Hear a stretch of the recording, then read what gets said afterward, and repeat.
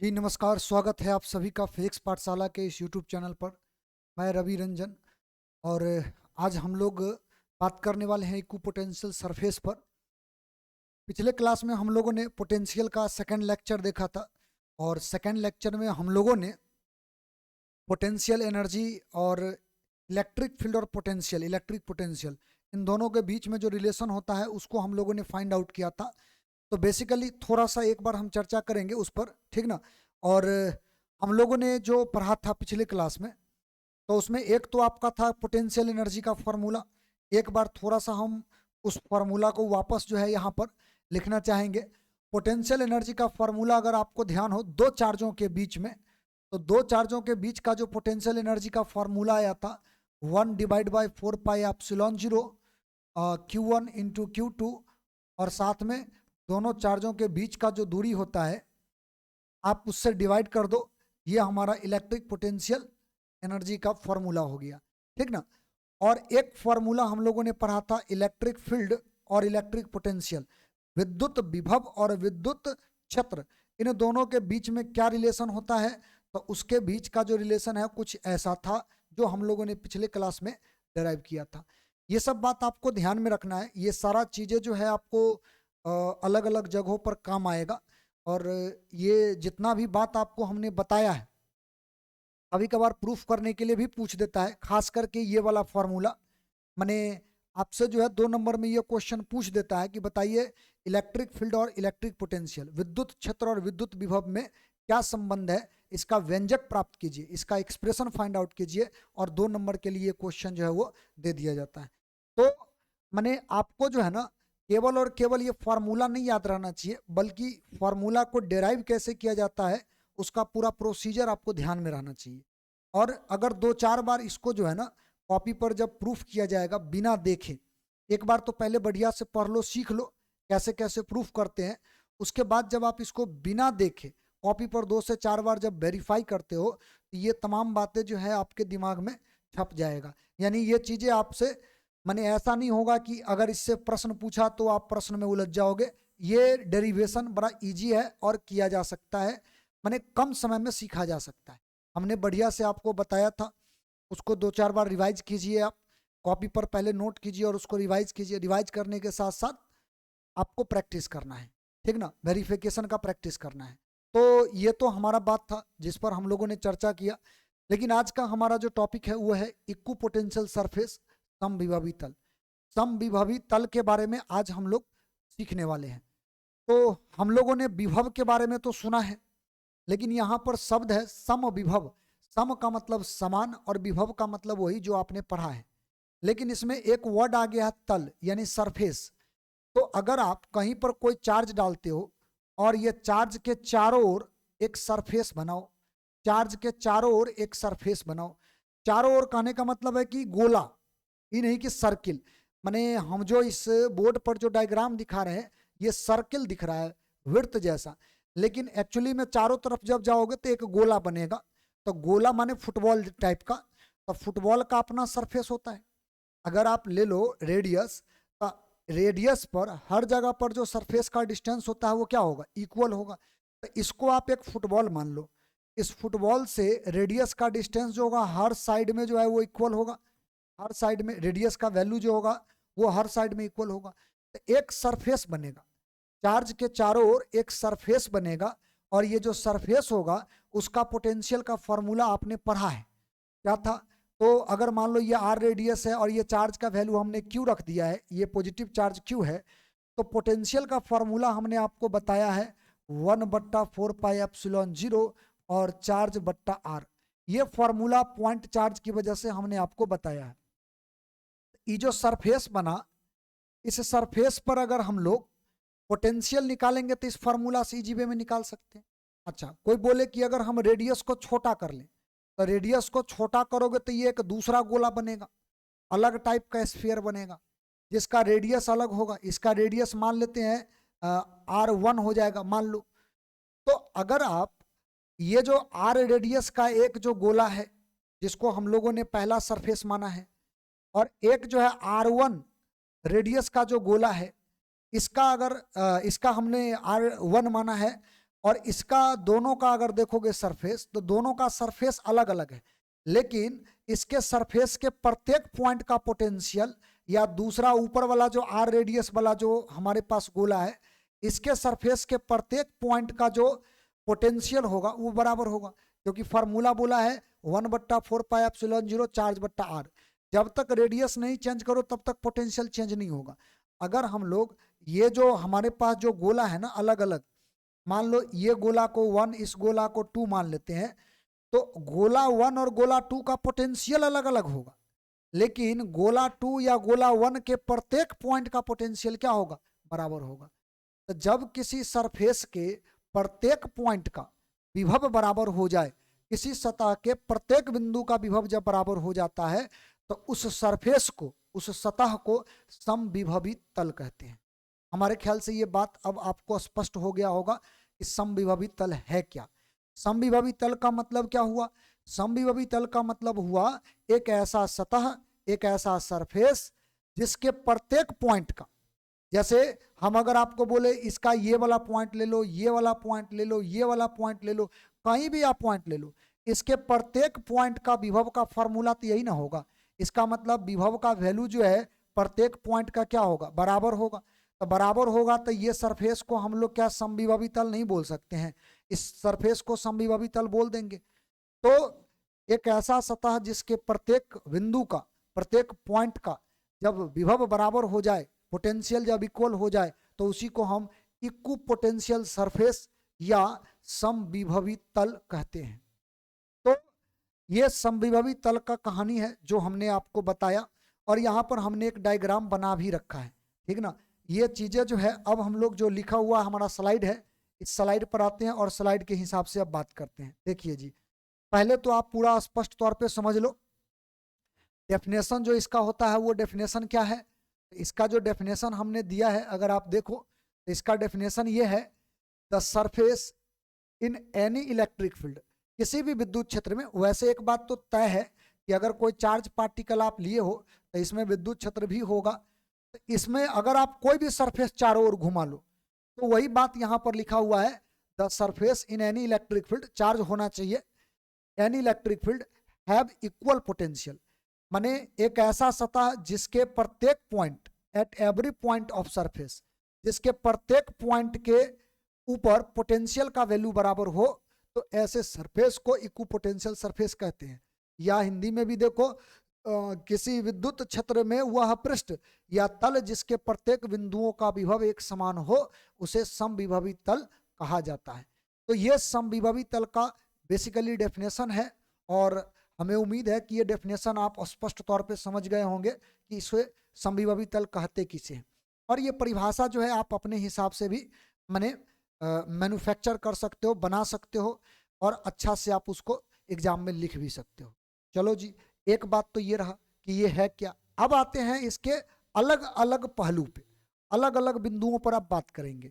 माने समविभवी तल का परिभाषा तो हम समझ गए, लेकिन समविभवी तल से अलग अलग टाइप का जो पॉइंट जो हमें इंफॉर्मेशन देता है, हम उन इंफॉर्मेशन को अब गेन करेंगे और उसको याद रखेंगे। इसीलिए क्योंकि ऑब्जेक्टिव जो होगा वो 20 से पूछेगा। अब कहाँ से पूछेगा ये स्पष्ट तो होता नहीं है, लेकिन अगर आप बढ़िया से कॉन्सेप्ट समझ जाओगे तो उससे जुड़ा हुआ प्रश्नों का जवाब आप आसानी से दे सकते हो। आइए जी समझते हैं। देखिए पहली बात तो इसमें हमने एक बात स्पष्ट तौर पे लिख दिया है, electric field is always perpendicular to the equipotential surface, यानी विद्युत क्षेत्र जो होता है वो सतह पर हमेशा लंबवत होता है, होना भी चाहिए। आप अगर याद कीजिए तो अभी जस्ट हमने डायग्राम बना करके बताया था कि अगर ये पॉजिटिव चार्ज है और चारों ओर एक सरफेस खींच दो, तो इससे निकलने वाला इलेक्ट्रिक फील्ड तो हमेशा ऐसे निकलता है ना, ये तो हमेशा ऐसे निकलेगा, हमेशा इस तरह से निकलेगा। और अगर एक छोटा सा ये वाला सरफेस की बात करो, यहां तक सरफेस की बात करो, तो इस सरफेस एरिया के ऊपर में ये क्या होगा, परपेंडिकुलर ही तो होगा। अगर इस सरफेस की बात करो तो इस सरफेस पर ये परपेंडिकुलर ही तो है, इसके ऊपर देखो तो ये परपेंडिकुलर ही तो है। तो यही बात को हमने भाषा में केवल लिख दिया है। अर्थात आप ये बात स्पष्ट तौर पे बोल सकते हो कि विद्युत क्षेत्र जो होगा वो सरफेस के ऊपर हमेशा क्या होगा, लंबवत होगा। यानी कि इक्विपोटेंशियल सरफेस और इलेक्ट्रिक फील्ड दोनों के बीच का जो एंगल होगा वो हमेशा कितना होगा, 90 डिग्री। हालांकि एक बात ध्यान रखना, ये जो है सरफेस पर परपेंडिकुलर होता है, ये सरफेस एरिया नहीं बोलना, एरिया तो हर जगह पर उसी डायरेक्शन में आपको देखने को मिलेगा। माने अगर मान लो ये सरफेस है, इस सरफेस के ऊपर इलेक्ट्रिक फील्ड हमेशा क्या होगा, परपेंडिकुलर होगा। ये मान लो ये सरफेस है और इस सरफेस के ऊपर में ये क्या होगा, हमेशा परपेंडिकुलर होगा।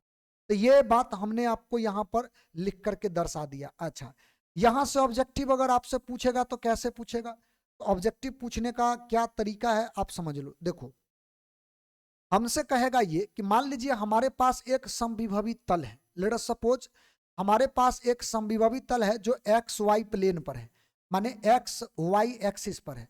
तो ये एक्सिस है X X dash Y Y dash, ये एक अक्ष है।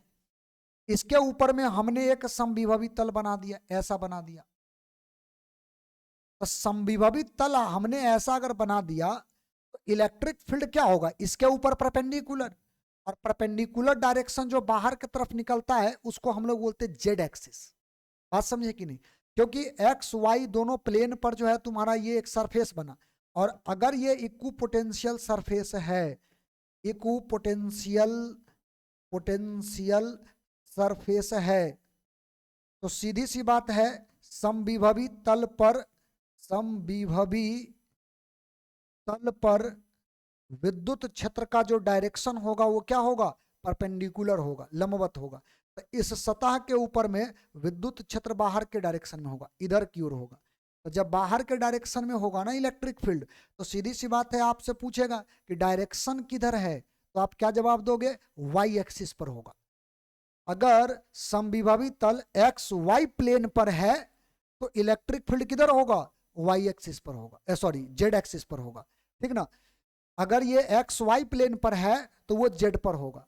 अच्छा, समविभवी तल यदि वाई जेड पर होता तो इलेक्ट्रिक फील्ड एक्स पर होता, क्योंकि अगर प्लेन देखो ना तो तुम्हारा ये तीनों प्लेन जो एक्सिस जो होता है वो एक दूसरे पर परपेंडिकुलर होता है। एक्स है, ये वाई है, ये जेड है, तो ये तीनों एक दूसरे पर लंबवत होता है। तो अगर हम ये बोले कि हमारा इलेक्ट्रिक इक्विपोटेंशियल सरफेस समविभवी तल वाई जेड पर है, तो स्वाभाविक बात है इलेक्ट्रिक फील्ड इधर होगा। अगर ये जेड एक्स पर है तो इलेक्ट्रिक फील्ड ऊपर होगा, यानी वाई पर होगा। उल्टा भी पूछ सकता है, हमसे बोले यदि विद्युत क्षेत्र वाई एक्सिस के डायरेक्शन में है, विद्युत क्षेत्र यदि वाई एक्सिस के डायरेक्शन में है, तो बताइए समविभवी तल का प्लेन किधर होगा, वाई एक्सिस पर। जब इलेक्ट्रिक फील्ड हो गया तो हमारा प्लेन जो बचा वो रेस्ट दो एक्सिस पर बचेगा, यानी जेड एक्स पर बचेगा। तो जेड एक्सिस पर क्या होगा, जेड और एक्स एक्सिस पर क्या होगा, इक्विपोटेंशियल सरफेस। तो ये जो परपेंडिकुलर वाला जो कौन सा यहाँ पर जो एक लगा करके हमने जो पॉइंट बना करके जो लिखा है, इस पॉइंट से आपको ऑब्जेक्टिव इस प्रकार से पूछा जाएगा और इसका जवाब आपको आना चाहिए, ठीक ना। तो हमने ये बात जो है समझा दिया और हमें उम्मीद है ये बात आप समझ चुके होंगे बड़ा इजी तरीका से, और इससे जुड़ा हुआ अगर प्रश्न अब आपसे पूछेगा तो आप जवाब दे सकते हो। खैर, ये पॉइंट हमने यहां पर बताया। अब आते हैं इस डायग्राम पे। देखो, अगर आप कोई पॉजिटिव चार्ज लो या कोई निगेटिव कोई भी चार्ज ले लो, तो उस चार्ज से जैसे जैसे माने आप दूर जाना शुरू करोगे, अभी हमने पॉजिटिव चार्ज लिया इसलिए पॉजिटिव चार्ज के सेंस में बात करेंगे। जैसे जैसे चार्ज से दूरी अगर आप जाते चलो तो पोटेंशियल का वैल्यू क्या होता है, घटता है। क्यों घटेगा, क्योंकि हम लोगों ने पोटेंशियल का फॉर्मूला पढ़ रखा है 1/4πε0 चार्ज और बट्टा आर। मतलब कहने का अर्थ ये हुआ कि अगर भी को देखो तो भी जो है ना वो आर का इन्वर्सली प्रोपोर्शनल है। माने आर का वैल्यू अगर आप बढ़ाते हो तो पोटेंशियल का वैल्यू ऑटोमेटिक घटेगा इस फॉर्मूला के हिसाब से। तो जैसे जैसे आप रेडियस बढ़ाते चलोगे गोला का, वैसे वैसे पोटेंशियल क्या होगा, घटेगा। लेकिन इतना तय है कि अगर आप अलग अलग रेडियस का गोला बनाओगे ना तो उसका पोटेंशियल इक्विपोटेंशियल सरफेस अलग अलग रेडियस पर बनते चला जाएगा। जैसे हमने यहाँ पर जो है 4 गोला बनाया है, अंदर में सबसे बाहरी गोला जो होगा उसका पोटेंशियल इक्विपोटेंशियल सरफेस ये तो कहलाएगा ही, लेकिन उसका पोटेंशियल क्या होगा, सबसे कम होगा, अंदर वाला से कम होगा। फिर अगर उसके अंदर जाओ तो उसका पोटेंशियल बाहर वाला से ज्यादा होगा। फिर अलग जाओ तो आगे जो पीछे जो दूगो छूट गया उससे ज्यादा होगा। जो सबसे नजदीक होगा चार्ज के उस गोला का इक्विपोटेंशियल सरफेस में पोटेंशियल का वैल्यू सबसे अधिक होगा। तो हमारा कहने का अर्थ ये हुआ कि जैसे जैसे आप चार्ज के नजदीक जाओगे ना, वैसे वैसे इक्विपोटेंशियल सरफेस के बीच का जो दूरी होता है आप देखिएगा घटना शुरू हो जाएगा। माने उसके बीच का जो दूरी होगा वो क्या होगा, डिक्रीज करना शुरू कर जाता है। ये बात समझ में आया क्यों डिक्रीज करना शुरू करता है? तो जैसे जैसे आप नजदीक जाते हो वैसे वैसे पोटेंशियल का वैल्यू क्या होगा, इंक्रीज करेगा, और साथ में आपका इलेक्ट्रिक फील्ड का जो वैल्यू होता है ना वो भी इंक्रीज करेगा। बात समझे कि नहीं, जैसे जैसे आप नजदीक जाओगे। तो बेसिकली ये एक सिंबॉलिक तौर पे हमने इक्विपोटेंशियल सरफेस को आपके सामने प्रेजेंट किया है। आप देख लेना, जहां आप दूरी पर रहते हो तो दो गोला के बीच का गैप ज्यादा होता है, जैसे ही आप नजदीक जाते हो तो गोला के बीच का जो गैप होता है वो धीरे धीरे घट रहा है, यानी कि सरफेस के बीच का जो डिस्टेंस होता है वो घट रहा होता है। अर्थात ये बात का सिंबल है कि जैसे जैसे नजदीक जाते हो वैसे वैसे पोटेंशियल का मान भी क्या होगा, इंक्रीज करेगा। हमारे ख्याल से इक्विपोटेंशियल सरफेस के बारे में जो आपको इन्फॉर्मेशन बेसिक पहले चाहिए वो पूरा आपको मिल गया है, और आप इन माने बातों को जो है वो ध्यान में रखेंगे। तो सबसे पहली बात तो आप इसका स्क्रीनशॉट लो, इसको बाद में अपना नोट्स में शामिल कर लेना। देखो बार बार हम इस बात पर फोकस कर रहे हैं कि आप स्क्रीनशॉट लो, ना कि पीडीएफ का इंतजार करो। देखो इसलिए बोल रहे हैं ना क्योंकि आप जब पूरा वीडियो पढ़ोगे तो स्वाभाविक बात है सीरियसली उस बात को आप समझोगे, और जो पॉइंट हम यहाँ पर नहीं लिखे हैं अगर आपको लगा कि ये पॉइंट हमें लिखना जरूरी है तो अगर साथ में अगर बनाते चलोगे तो और बढ़िया होता है। आप वीडियो को रोक करके भी बना सकते हो। तो बेसिकली उस समय क्या होगा ना कि नोट्स में वो सारी बातें जो है ना शामिल किया जा सकता है। जो बात हम बोल रहे हैं लिखवा नहीं रहे हैं, आप सुन लो समझ लो और अपनी भाषा में उसको नोट कर लो। तो एक तो ये तरीका हुआ, आप इसको नोट कर सकते हैं, ठीक ना। तो चलिए अब आते हैं हम अगले पॉइंट पर। देखिए एक पॉइंट तो आपका ये जो है वो एकदम स्पष्ट हो गया। अच्छा, ऐसा भी तो हो सकता है कि हम पॉजिटिव निगेटिव चार्ज को अगर नजदीक रख दें तो हमारा इक्विपोटेंशियल सरफेस का डायग्राम कैसा होगा। देखो हम यहाँ पर ये डायग्राम बना रखे हैं। देखिए एक पॉजिटिव चार्ज है, एक निगेटिव चार्ज है। अगर आप इस प्रकार से पॉजिटिव निगेटिव चार्ज को रखते हैं तो आप गौर किए होंगे कि पॉजिटिव और निगेटिव चार्ज एक दूसरे पर आकर्षण बल लगाता है। तो जब आकर्षण बल लगाएगा ना तो स्वाभाविक बात है जैसे ही आकर्षण बल लगेगा तो ये जो पॉइंट जो आपको हम अभी बता रहे हैं, जिस मुद्दा पर हम अभी आपके बीच जो है बात। अच्छा एक और बात ध्यान रखना, ये जो बात हम बता रहे थे यहाँ पर ध्यान से देखना, जैसे जैसे आप इसके नजदीक जाओगे ना तो आपका ये जो गोला जो होता है उसके बीच का डिस्टेंस घट रहा होता है। तो गोला के बीच का डिस्टेंस जब घट रहा होता है तो इसका मतलब यह है कि पोटेंशियल तो बढ़ेगा ही। साथ में एक और चीज आपका जो है जैसे जैसे नजदीक जाओगे तो आपको पकड़ में आएगा कि जैसे जैसे नजदीक जाएंगे तो ये इस बात का सिंबल है कि इलेक्ट्रिक फील्ड का वैल्यू भी क्या होगा, इंक्रीज करेगा। ये बात जरूर ध्यान में रखना। हमें लगता है कि ये बात छोड़ दिए थे, अगर नहीं छोड़े हैं तो दोबारा आप इस चीज को देख लो, ठीक ना। चलो आते हैं इस पर।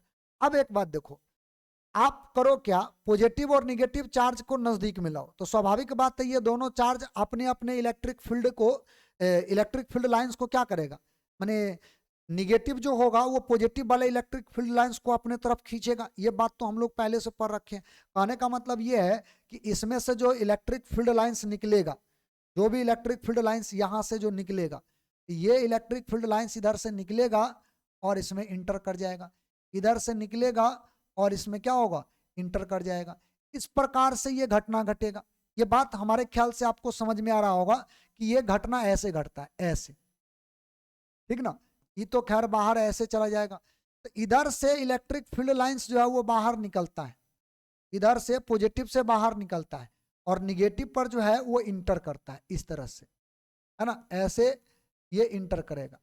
कहने का मतलब ये होता है कि अगर आप इसमें गौर करेंगे तो ये जो लाइन जो होता है ना, यहाँ पे ये जो आपको ये जो लाइन दिख रहा है यानी सरफेस वाला लाइन, जिसको आप इक्विपोटेंशियल सरफेस देखते हो, तो जब पॉजिटिव निगेटिव चार्ज आप रखते हो ना तो ये इक्विपोटेंशियल सरफेस भी एक दूसरे को आकर्षित कर लेता है, जिसकी वजह से ये क्लोज हो जाता है और आगे उसका डायरेक्शन उसका शेप जो है कुछ ऐसा दिखने लगता है, अगर पॉजिटिव निगेटिव चार्ज होगा तो।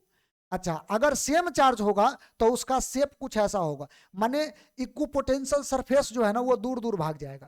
क्यों भाग जाएगा, क्योंकि इलेक्ट्रिक फील्ड आप देखिएगा तो इसका इलेक्ट्रिक फील्ड इधर भाग जाता है, और हम यही बात तो अभी कर रहे थे। हम यही चर्चा जो है अभी आपके सामने हम कर रहे थे कि इक्विपोटेंशियल सरफेस अगर नजदीक है, नजदीक नजदीक में है, तो आप समझ लीजिए वहां पर इलेक्ट्रिक फील्ड का इंटेंसिटी ज्यादा है, विद्युत क्षेत्र का तीव्रता क्या है, ज्यादा है।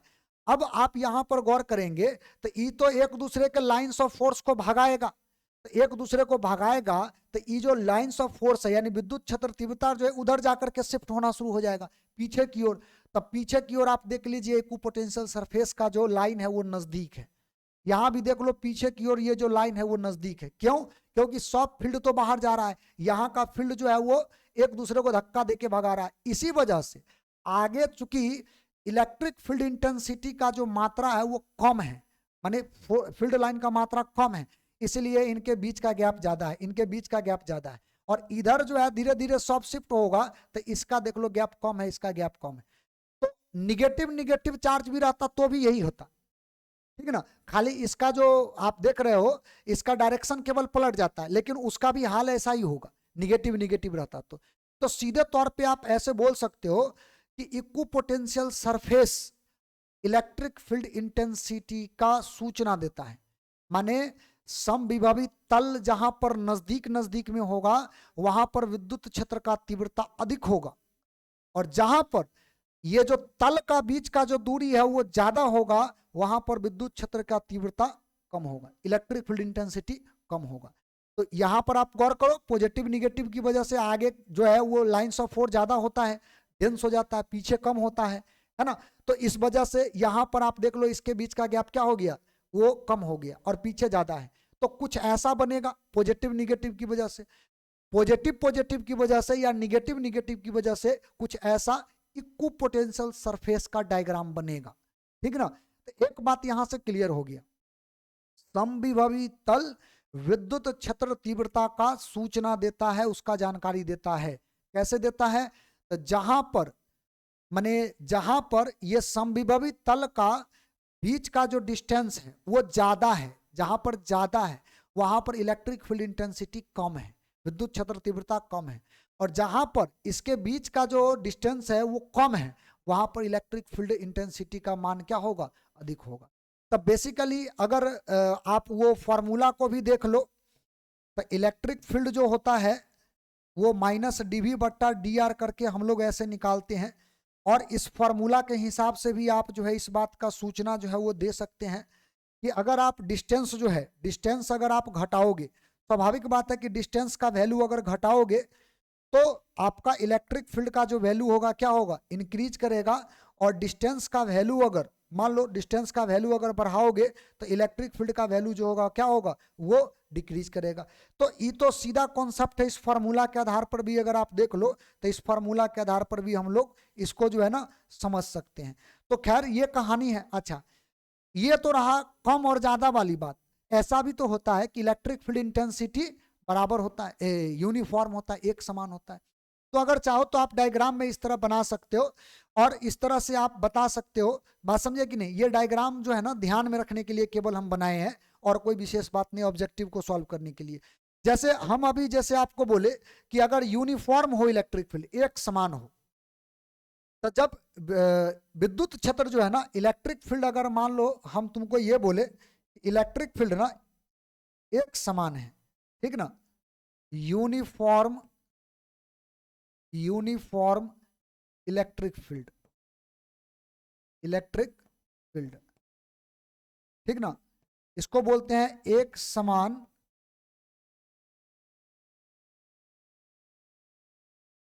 विद्युत क्षेत्र। अगर इलेक्ट्रिक फील्ड एक समान हो, इलेक्ट्रिक फील्ड जो है हर जगह इक्वल हो, तो उस केस में देखिएगा उसका जो प्लेन काटोगे यानी इक्विपोटेंशियल सरफेस काटोगे तो इक्विपोटेंशियल सरफेस का जो दूरी होता है ना बीच का, वो हमेशा क्या होगा, इक्वल रहेगा। ऐसा करके ऐसा कभी नहीं होगा कि आप देखिएगा कि माने दोनों जो है नजदीक होते जाए, नजदीक होते जाएगा तो समझ लीजिए इक्विपोटेंशियल सरफेस नजदीक का मतलब है इलेक्ट्रिक फील्ड का मान बढ़ रहा है, और अगर दूर जा रहा होता है तो घट रहा है। लेकिन अगर सबका बीच का डिस्टेंस अगर कांस्टेंट होता है तो ये इस बात का सिंबल है कि यूनिफॉर्म इलेक्ट्रिक फील्ड इससे गुजर रहा है। ये बात आप समझ गए। तो यूनिफॉर्म इलेक्ट्रिक फील्ड में इक्विपोटेंशियल सरफेस, दो इक्विपोटेंशियल सरफेस का बीच का जो दूरी होता है वो क्या होता है, कांस्टेंट होता है, ये कभी चेंज नहीं करता है। तो हम लोग इस प्रकार से जो है ना इसको ध्यान में रखेंगे। माने आप ऐसे बोल दीजिए कि आपका ये जो है ना इक्विपोटेंशियल सरफेस, इस इक्विपोटेंशियल सरफेस का जो इंफॉर्मेशन जो आपको चाहिए, जितना में आप प्रश्न वगैरह को सॉल्व कर सकते हैं, वो आपके सामने रखा हुआ है। चलो इसको भी अगर चाहो तो इसका आप स्क्रीनशॉट ले लो। अब आते हैं समविभवी तल, जो हम लोगों ने पढ़ा है, जो समविभवी तल के बारे में हम लोगों ने जानकारी प्राप्त किया है।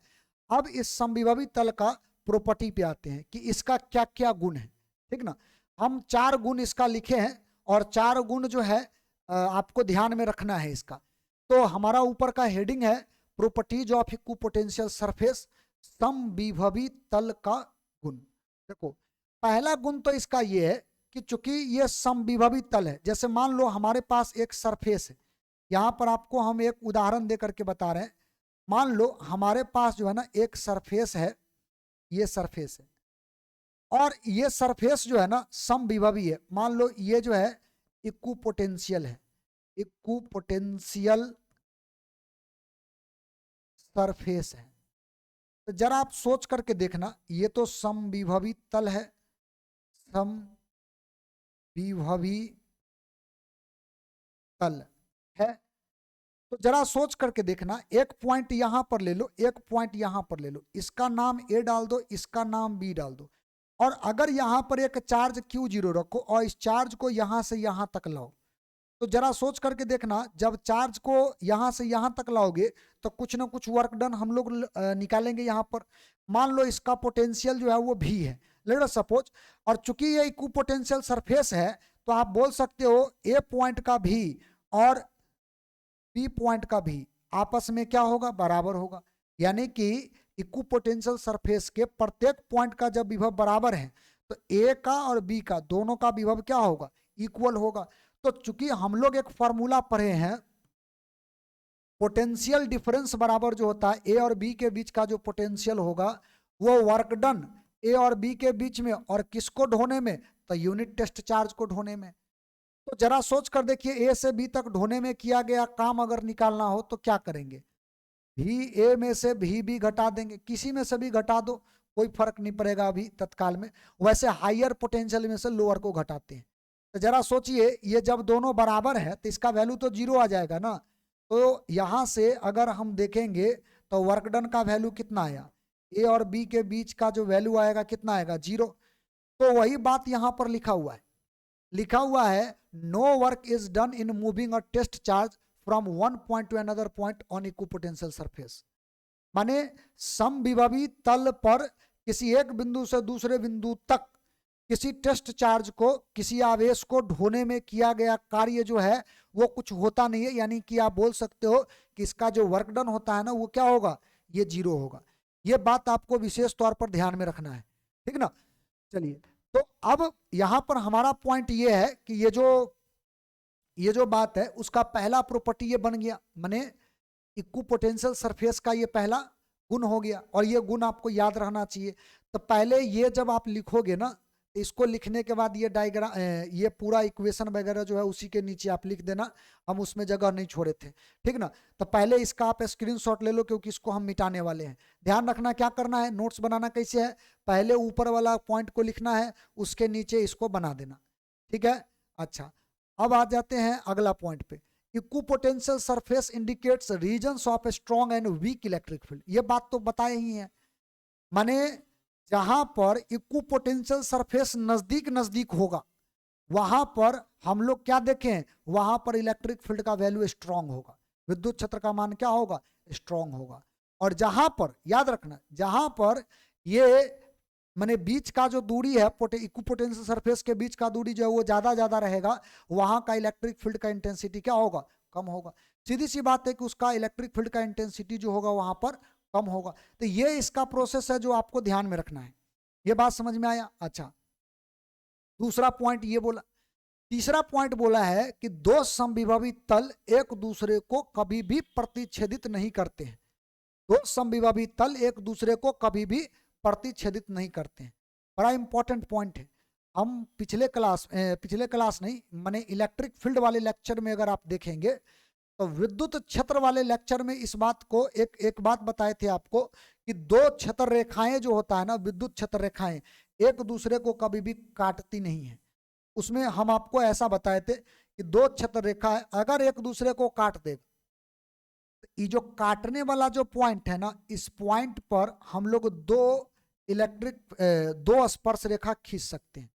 अगर आप दो स्पर्श रेखा इस पर खींच सकते हैं तो एक ही पॉइंट पर इलेक्ट्रिक फील्ड का क्या होगा, दो डायरेक्शन होगा। एक ही पॉइंट पर इलेक्ट्रिक फील्ड का क्या होगा, दो डायरेक्शन होगा। अगर दो डायरेक्शन एक पॉइंट पर इलेक्ट्रिक फील्ड का हो गया तो ये तो पॉसिबल ही नहीं है, ये तो संभव ही नहीं है।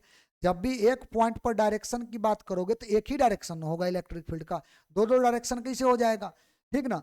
तो हम लोग इसीलिए ये बात जो है पहले स्पष्ट तौर पे समझ चुके हैं कि दो क्षेत्र रेखाएं एक दूसरे को कभी प्रतिच्छेदित नहीं करता है। अब उसी तरह से एक हमारे पास और पॉइंट आया है। क्या आया है पॉइंट, तो हमारा एक पॉइंट ये आया है कि two equipotential surfaces never intersect each other. अब जो है दो समविभवी तल की बात कर रहा है। समविभवी तल एक दूसरे को अब काटेगा नहीं, ये बात समझे। माने अगर दो तल आप ले लो, दो सरफेस आप ले लो, जैसे कि मान लो हम ऐसा बोल दें, हालांकि ये सरफेस बनाने में भी थोड़ा सा जो है ना समस्या है, लेकिन फिर भी चलो मान लो हम ऐसा है कि थोड़ा सा इस टाइप का हम बना देते हैं। अगर मान लो ये सरफेस को हम डॉट डॉट करके ऐसे यहां पर मिला दें, इस तरह से ऐसे करके, और ये जो सरफेस है ना, इस सरफेस को ऐसे करके पीछे मिला दें, तो इसका मतलब ये हुआ कि दो सरफेस जो है वो एक दूसरे को काट दिया। दो सरफेस जो है वो एक दूसरे को काट दिया। अच्छा, ये दोनों सरफेस जब एक दूसरे को काट देगा तो स्वाभाविक बात है कि एक सरफेस की वजह से पोटेंशियल कहीं और हो, इलेक्ट्रिक फील्ड का मान कहीं और होगा, माने इलेक्ट्रिक फील्ड का डायरेक्शन कहीं और होगा। कहने का अर्थ ये हुआ कि जैसे कि मान लो ये सरफेस है, तो इस सरफेस पर इलेक्ट्रिक फील्ड का वैल्यू जो होता है वो क्या होता है, परपेंडिकुलर। अच्छा, दूगो सरफेस जब एक दूसरे को काटेगा, मान लो जैसे कि हम ऐसा बोलिए कि दो सरफेस ऐसे करके एक दूसरे को काट दिया, इस पॉइंट पर अगर देखोगे ना, यहां पर जहां पर ये काटा है, इस पॉइंट पर अगर गौर करोगे तो इस पॉइंट पर एक तो आपका जो डायरेक्शन होगा वो इधर होगा, ऐसे नीचे की ओर ऐसे, ठीक ना, और एक डायरेक्शन होगा इधर। तो फिर से आपका कहानी फिर सेम हो गया, माने फिर से जो बात है ना वो सेम चलेगा। क्या सेम चलेगा, तो बात यहां पर फिर से ये आएगा कि अगर दो इक्विपोटेंशियल सरफेस एक दूसरे को काटेगा तो जहां पर काटेगा उस पॉइंट पर इलेक्ट्रिक फील्ड का दो डायरेक्शन होगा, दो डायरेक्शन हमें पता चलेगा। तो इलेक्ट्रिक फील्ड का जब यहां पर दो डायरेक्शन हो गया कटान बिंदु पर, तो इसका मतलब फिर से ये पॉसिबल नहीं है। इसीलिए दो इक्विपोटेंशियल सरफेस एक दूसरे को कभी भी प्रतिच्छेदित नहीं करता है। और ये क्वेश्चन आपके लिए रहेगा, ठीक ना। हम यहां पर जो है ना ये क्वेश्चन बना दे रहे हैं, ये आपको लिख लेना है, खुद से लिखना है। क्या लिखना है, टू इक्विपोटेंशियल सरफेस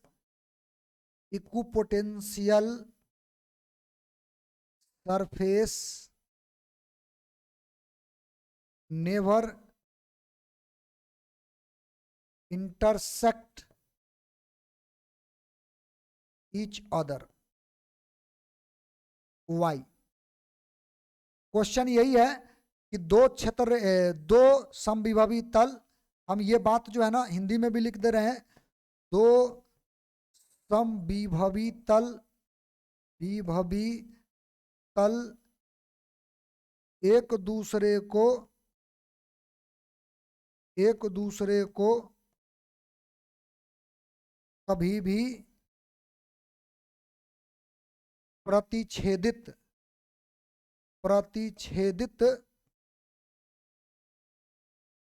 नहीं करता है, ठीक है। और क्वेश्चन है क्यों, तो इसका जवाब हमने दिया है। अगर दो समविभवी तल एक दूसरे को प्रतिच्छेदित करेगा तो जहां पर वो काटेगा उस पॉइंट पर इलेक्ट्रिक फील्ड का दो डायरेक्शन होगा, और ये कभी पॉसिबल नहीं है। एक ही पॉइंट पर विद्युत क्षेत्र का दो डायरेक्शन नहीं होता है, एक पॉइंट पर इलेक्ट्रिक फील्ड का एक ही डायरेक्शन होता है। इसीलिए दो समविभवी तल एक दूसरे को कभी नहीं प्रतिच्छेदित कर सकता है, ये बात आपको जो है अपने भाषा में, जिस भाषा में आप एग्जाम दोगे उस भाषा में इसका जवाब जो है आपको खुद से लिख लेना है। ये प्रश्न भी आप नोट कर लेना, ठीक ना। ये रहा आपका अगला पॉइंट ये है कि इलेक्ट्रिक फील्ड, यानी कि इसका चौथा property, electric field is always perpendicular to the equipotential surface. और ये बात तो पहले ही शुरू में बता दिए थे कि अगर कोई इक्विपोटेंशियल सरफेस है तो इक्विपोटेंशियल सरफेस के ऊपर में इलेक्ट्रिक फील्ड हमेशा क्या होगा, लंबवत होगा। इलेक्ट्रिक फील्ड जो होगा सरफेस के ऊपर में हमेशा क्या होगा, लंबवत होगा, ठीक ना। ये बात तो हम शुरू में ही आपको बता दिए थे। तो बेसिकली ये 4 प्रॉपर्टी है इक्विपोटेंशियल सरफेस का। समविभवी तल के बारे में जो आपको ये चारों का चारों गुण है ये आपको रहना चाहिए, याद रहना चाहिए। ये चीजें जो है आपसे परीक्षा में पूछा जाता है। तो आज का जो बात है जिस पर हमने आपके साथ जो है डिस्कशन किया है वो था इक्विपोटेंशियल सरफेस, समविभवी तल। और समविभवी तल से जुड़ा हुआ जितने भी बातें हैं हमने आपको बता दिया है। वो तमाम बातें एक बार बढ़िया से आप रिवाइज करो, बढ़िया से आप तैयार करो, और इससे जुड़ा हुआ जितने भी प्रश्न है उन प्रश्नों को आप हल करो, हल हो जाएगा, ठीक ना।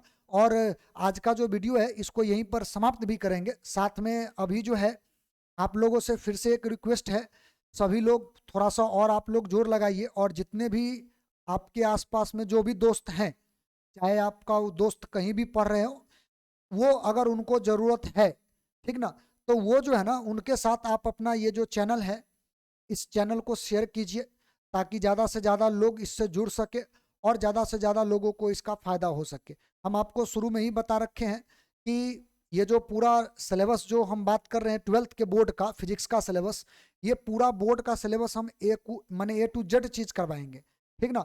माने ऐसा नहीं है कि आपको बीच में लटका करके छोड़ेंगे। क्लास चलेगा, 100% चलेगा, और बीच बीच में किसी किसी दिन आपका जो है वो बंद रहेगा। अब जो है थोड़ा थोड़ा करके माने इस बात को हम और ज़्यादा आगे बढ़ा रहे हैं। आगे जा करके क्या है ना कि जिस दिन क्लास नहीं होगा उस दिन आपको जो है इन्फॉर्मेशन हम इसी चैनल पर आपको पहले प्रोवाइड कर देंगे। लेकिन इतना ध्यान रखो आपको जो है लेक्चर बराबर मिलेगा। और सबसे बड़ी बात माने जो आपके लिए जो उपयोगी साबित हो सकता है वो ये है कि माने हर टॉपिक का जो है ना या हर चैप्टर का आने वाला समय में आप देखिएगा हम एक प्लेलिस्ट तैयार कर देंगे। अगर आपको लगेगा कि नहीं इसको रिवाइज करना है तो आप उस प्लेलिस्ट में जाकर के उस चीज़ को फिर से वापस पढ़ सकते हो, ठीक है।